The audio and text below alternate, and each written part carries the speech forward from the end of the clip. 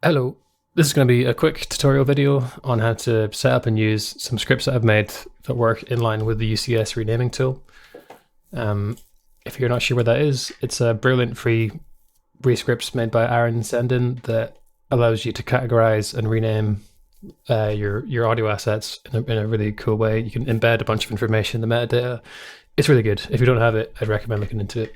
So for my script to work, you'll want to go into settings and make sure that at least this is ticked, because it's just going to be looking at the markers that are going to be generated when using this tool.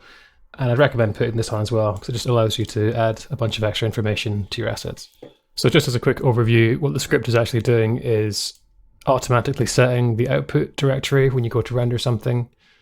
In this case, we've got creatures tagged here, and it's just going to set to my folder path of creatures in my library. So yeah, I'll go through the setup for this and show you how it all works. So for this installation, you'll need Reapack installed. If you don't have that already, definitely get it. It's a great way of giving you access to lots of cool scripts that people have made, including mine. So once that's installed, we'll go to extensions, and you should see Reapack here.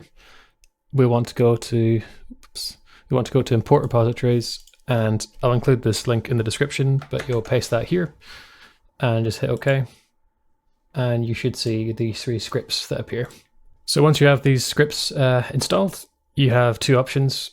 And the first one is maybe not for everyone, but for me, who was someone who was basically going through all of my source and trying to reorganize it neatly, I wanted to stick to the UCS categories.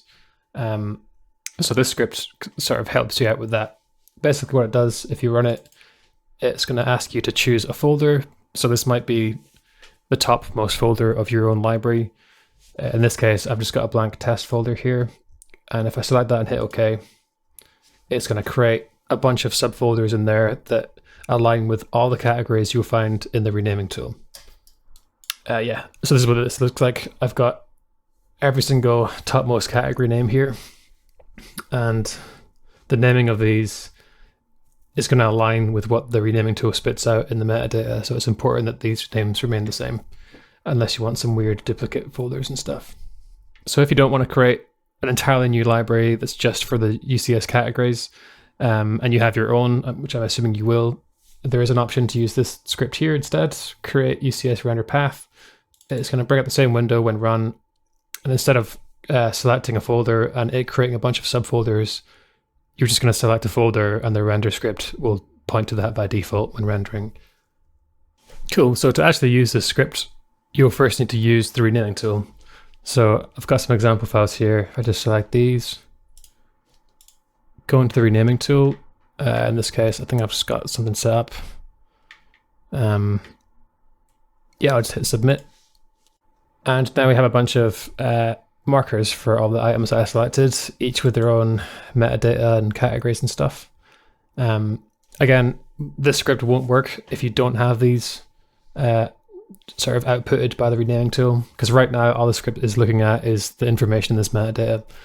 So if I select all these files and hit this custom render, which is this script here, it's going to bring up a familiar window, but instead of just whatever this usually is, it's going to be pointing to the category that the content has.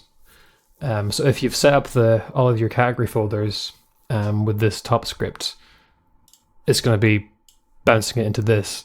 If you've just picked your own library folder and you don't have a folder named creatures, it will create its own folder and save it there. I know that's not great. It's just going to sort of clutter your personal library. And to be totally honest, this is more designed to work with a sort of subfolder system that is based on the category names. But maybe you don't mind having a bunch of different folders and you still want to render things a bit easier. But yeah, that's basically how this works.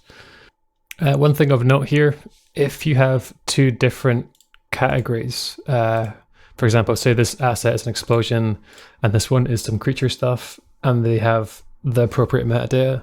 If you select both and try to use a tool, it will warn you that there's two different types, and it won't render, or it won't bring up the render window. So basically, you have to select items that are in the same category for this to work correctly. Maybe at some point in the future, there'll be a way to select everything and it'll just render things out once.